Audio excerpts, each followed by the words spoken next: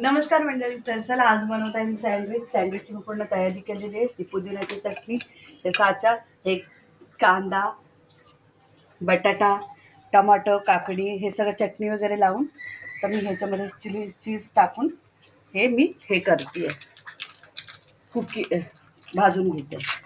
आता तुम्ही बघताय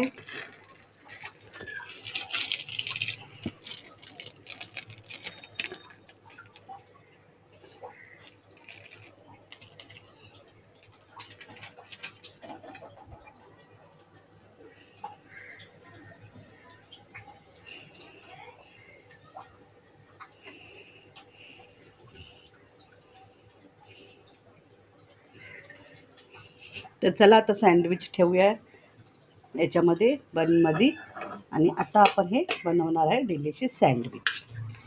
हे बघा,